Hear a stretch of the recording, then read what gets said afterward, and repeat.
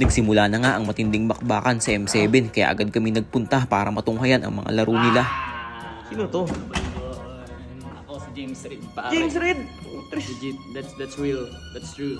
Ano na yan? Kala ko si James Reid. Pagbaba namin ang nandito pa lang ay si Sir Elgin. Maya-maya dumating na rin sila Sir Puego. Pagkarating namin nagulat si Kerax kasi kala niya artista yung bumaba. Sabi ko naman sa kanya, kalma, ako lang to. Sobrang saya nga ng pakiramdam ko sa part na to guys kasi nga first time ko makakapasok sa ganitong event tapos sa Indonesia pa. Parang nung nakaraan lang nagtitinda lang ako ng ice crumble sa gilid-gilid. Ngayon nandito na. Kinakabahan ako baka mapagkamalan nila akong pro player.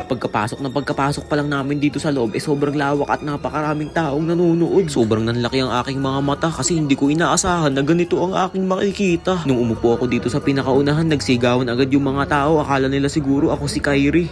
Dax, kinakabahan ako. Ba mapagkamalan akong pro player dito. Feeling ko rin eh.